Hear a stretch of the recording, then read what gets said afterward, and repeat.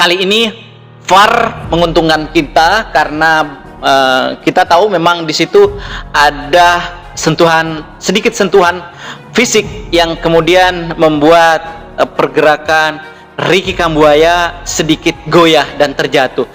Namun mungkin pada akhirnya nanti gol ini akan menjadi perdebatan di kubu Cina karena memang di tengah Ricky terjatuh begitu bola sesungguhnya sudah di luar kontrol Ricky Kambuaya. Kalaupun misalnya Ricky Kambuaya tidak terjatuh, maka bola itu pun sesungguhnya tidak bisa dijangkau oleh Ricky Kambuaya. Itu juga saya katakan teman-teman bahwa ini kemudian akan menjadi perdebatan sendiri. Bahkan mungkin Cina sedikit mengatakan bahwa pihak pengadil di lapangan tidak terlalu jeli dan cenderung berpihak kepada tuan rumah Indonesia diganti. Dan saya pikir Tom Haye agak sedikit kecewa juga ya pada saat diganti, tetapi dia bisa menyadari seketika itu bahwa ini adalah strategi dari sang pelatih, maka itu tidaklah menjadi masalah karena atau pada akhirnya endingnya adalah kita meraih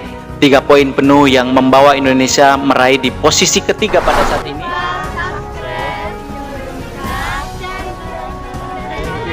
Thank you. Terima kasih. Sukses selalu ya, belajar yang baik ya. Baik maupun secara untuk PB Bhinneka, hati-hati di jalan Pak, teruskan perjuangan. Kalau saya sendiri secara pribadi waktu. Assalamualaikum warahmatullahi wabarakatuh. Apa kabar teman-teman? Semoga hari ini kita semua sehat.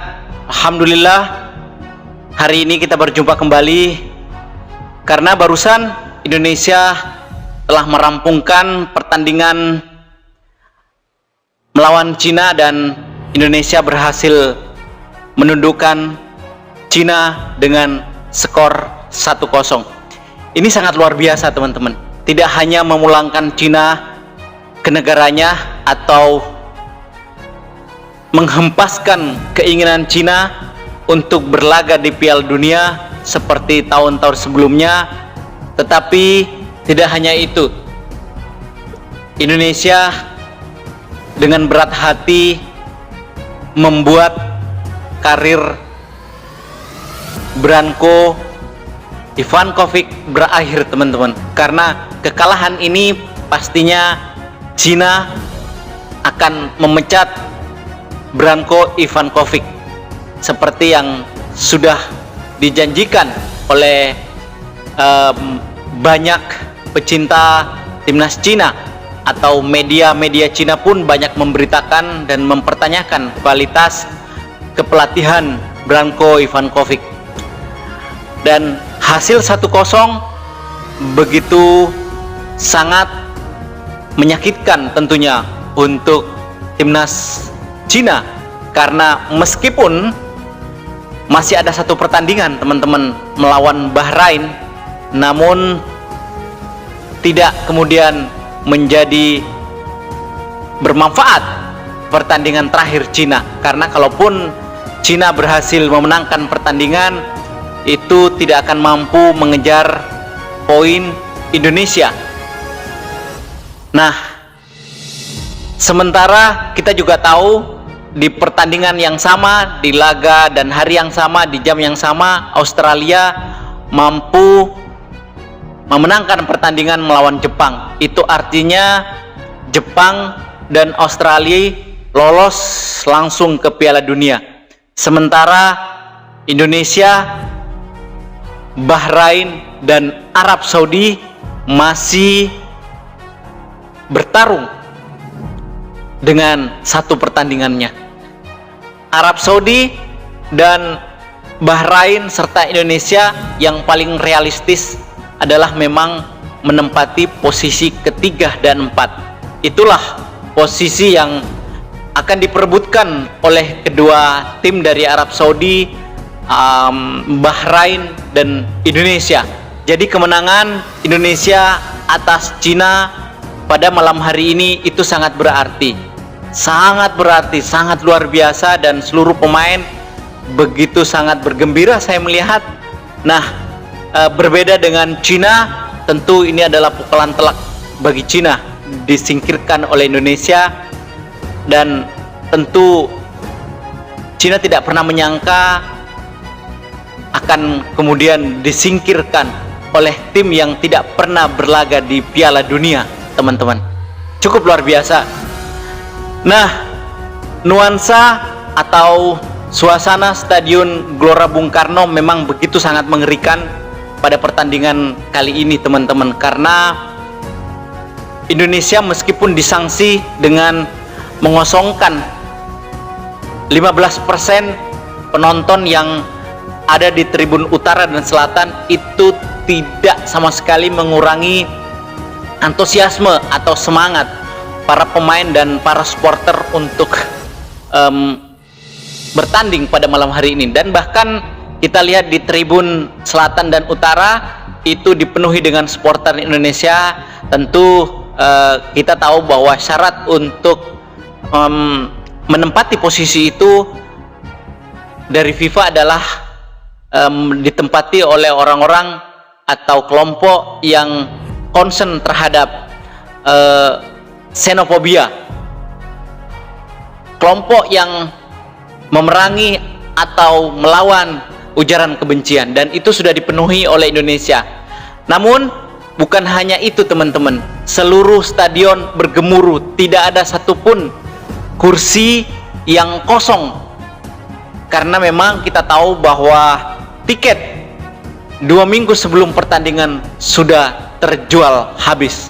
Jadi dipastikan bahwa 60.000 70.000 supporter yang datang ke Stadion GBK pada malam hari ini menyaksikan Indonesia membantai 1-0 atau mengantarkan Cina untuk tidak lagi bisa berlaga di Piala Dunia nantinya. Nah, mari kita kembali ke pertandingan, teman-teman. Ini sejarah. Tidak ada satupun negara di Asia Tenggara ini selain Indonesia yang mampu melaju ke round 4 atau berada di zona playoff selain Indonesia. Dan ini adalah pencapaian sangat luar biasa, pencapaian yang sangat besar ditorehkan oleh federasi yang dipimpin oleh PSSI dengan segala kontroversinya juga. Tetapi kita kesampingkan itu sementara, karena hari ini semuanya setelah dibayar dengan luar biasa, begitu. Kita masuk ke pertandingan, teman-teman. Dan di dalam pertandingan ini pada malam hari ini juga luar biasa, karena Patrick Kluivert betul-betul menurunkan skuad yang menurut saya sangat jeli, karena di situ ada Egy Maulana Fikri yang mendampingi oleh Romani, ya. Itu artinya posisi yang ditinggalkan oleh Marcelino kemudian ditempati oleh Egy Maulana Fikri, dan itu sangat-sangat luar biasa dan sangat tepat pilihan itu. Lalu kemudian yang banyak diperbincangkan oleh netizen, oleh pendukung timnas Indonesia atau oleh pengamat, bahwa akankah kemudian Rizky Ridho akan dicadangkan, mengingat Max Hughes dalam posisi siap bertempur, siap bertanding. Di samping itu juga Max Hughes adalah pemain yang memiliki nama besar yang saat ini bermain di Eredivisie bersama dengan Twente, dan tentu ini adalah pertaruhan yang sangat menguras energi, menguras pikiran Patrick Kluivert dan asistennya, tentu yakni Alex Pastor, yang banyak sekali tadi kelihatan tegang ya bersama dengan Patrick Kluivert, sementara Denny Langsat sibuk memberikan instruksi-instruksi tersendiri kepada para pemain, begitu. Lalu ini adalah pilihan yang tepat, meskipun tentu amat sangat sulit, hingga pada akhirnya Max Hughes pun tidak diberikan kesempatan untuk bertanding sedikit pun. Tidak berarti, teman-teman, Max Hughes adalah pemain yang lebih baik dari Rizky Ridho. Hanya saja fakta di atas lapangan, chemistry, J.I.S, Rizky Ridho, dan Hafner itu jauh lebih tampak di mata Patrick Kluivert, sehingga kemudian Mads Hilgers untuk sementara berada di posisi cadangan seperti itu. Lalu kemudian kita tahu Joey Pelupessy luar biasa. Ini adalah pemain yang 2 kali penampilannya betul-betul pemain yang begitu sangat dewasa di lapangan, teman-teman. Dia adalah pemain yang memutus aliran bola Cina, sehingga kita tahu bahwa nomor 11 itu ya, dia adalah yamin lamalnya Cina, teman-teman, tidak mampu berbuat apa-apa di depan Joey Pelupessy. Joey Pelupessy luar biasa. Dia adalah pemutus serangan Cina, dia adalah menjaga keseimbangan di lini tengah pun juga demikian, dan tidak jarang pemain ini mampu memperlihatkan sentuhan satu bola ini yang sangat luar biasa. Dan seperti biasa bertandem dengan Tom Hai yang juga luar biasa.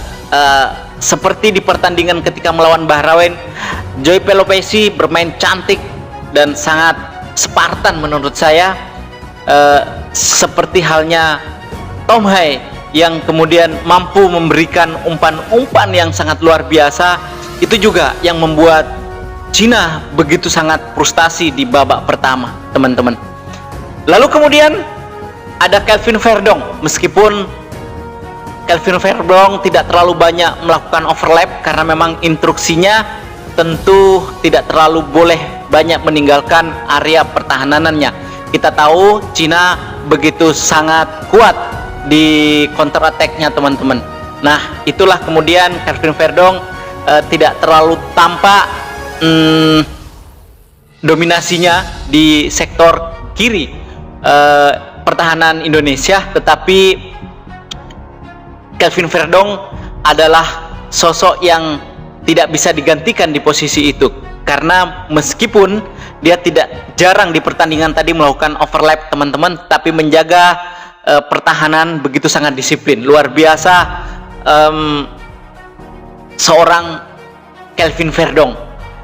Lalu kemudian ada Yance Sahuri. Yakob, teman-teman ya, sampai lupa. Yakob Sahuri berada di sektor kanan Indonesia, dan tentu ini juga adalah keberanian seorang Patrick Kluivert menurunkan Yakob Sahuri, karena kita tahu pemain ini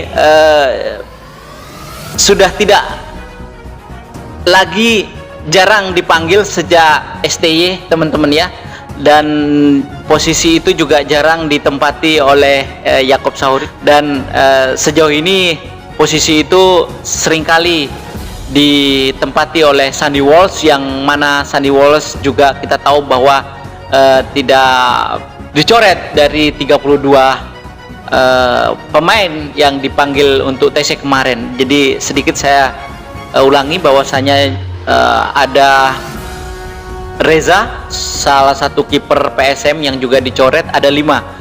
Salah satunya Sandy Walsh juga yang mengalami cedera. Lalu kemudian ada Jordi Amat masih sakit, teman-teman ya. Lalu Asnawi, lalu Arhan. Itulah 3 pemain yang kemudian dicoret karena memang kuotanya sesuai dengan regulasi, memang didaftarkan sesuai dengan kuota. Jadi ada 5 pemain. Nah, Yakob Sahuri juga bermain luar biasa.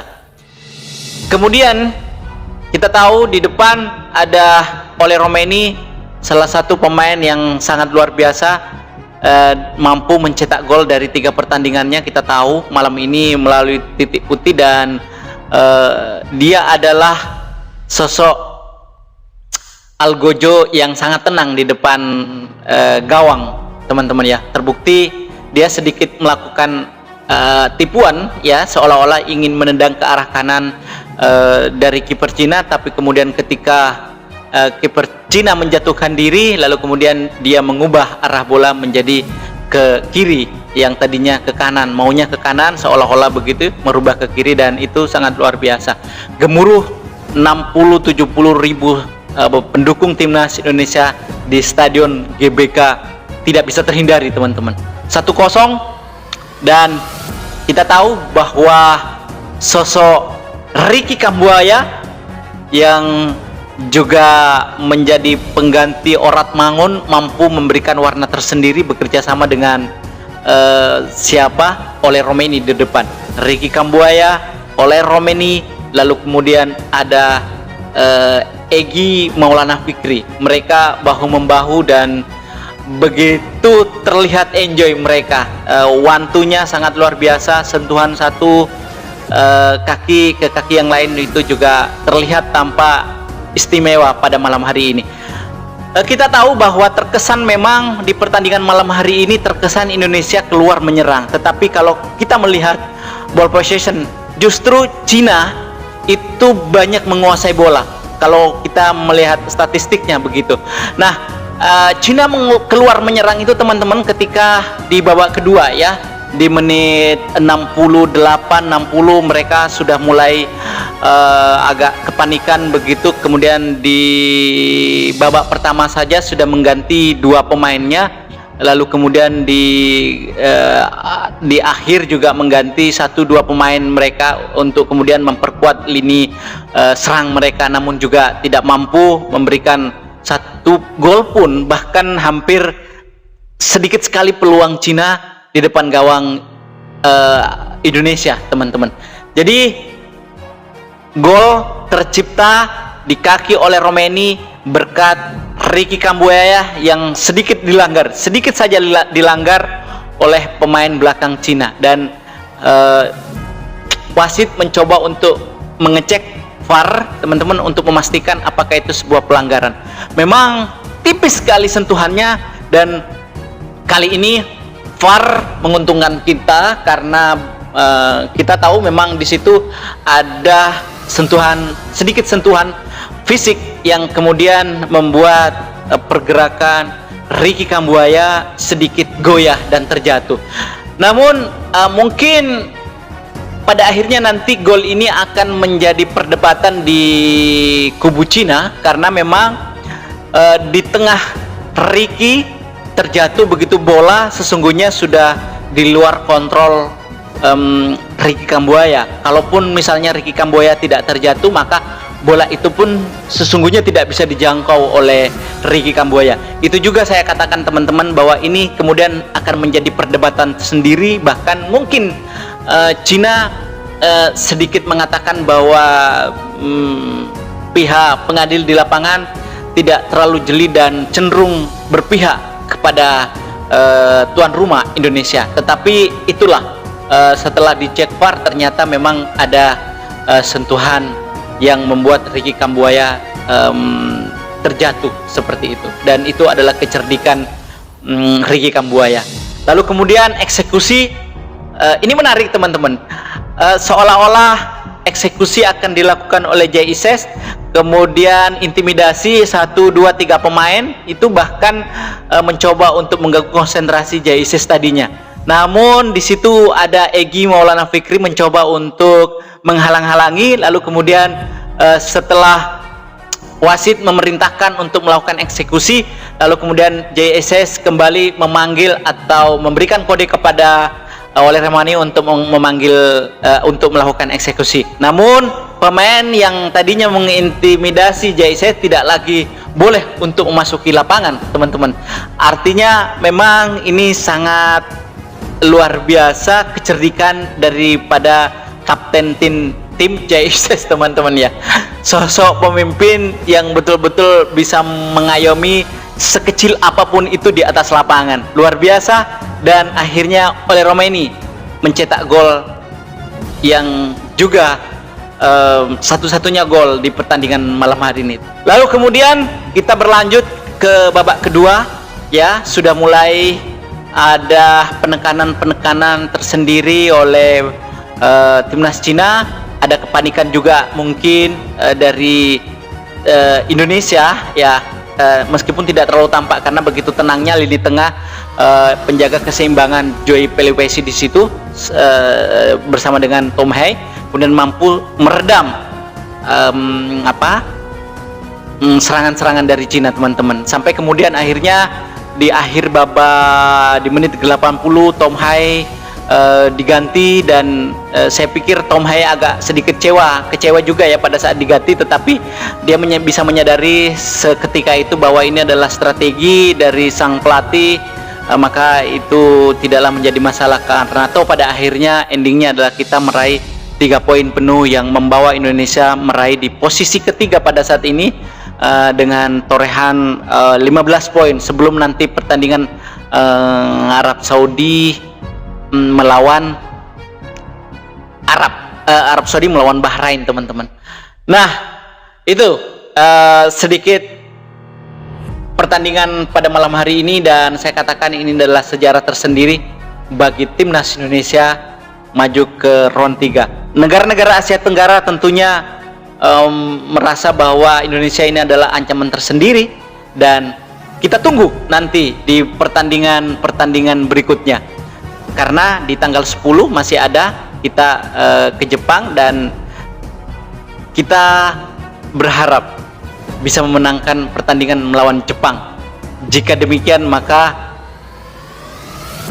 kita bisa mengunci posisi di nomor 3 atau di posisi keempat, atau di posisi keempat, teman-teman. Nah, demikian selamat untuk timnas Indonesia pada malam hari ini berhasil memenangkan pertandingan, dan salut juga buat para supporter, para pemain begitu sangat enjoy. Lalu kemudian sang presiden Prabowo juga berada di lapangan memberikan support tersendiri bagi para pemain, dan tentu ini adalah pemandangan yang sangat menarik, sebab pemerintah tentunya harus memberikan banyak hal terhadap sepak bola Indonesia, karena kita yakin dan percaya bahwa sepak bola adalah martabat sebuah bangsa, seperti yang dikutip juga oleh Erick Thohir di salah satu kesempatan. Nah, teman-teman, demikian video pada malam hari ini. Kita sedikit saja gelondongan ya, kita tanpa teks, tanpa persiapan, kita hanya sedikit bercerita situasi pada malam hari ini, dan semoga kita ada perkembangan besok seperti apa timnas Indonesia setelah itu, karena akan kembali mempersiapkan diri untuk pergi ke Jepang untuk melakoni pertandingan terakhir di round 3 ini, teman-teman. Semoga video ini bermanfaat. Jangan lupa berikan subscribe-nya. Assalamualaikum warahmatullahi wabarakatuh.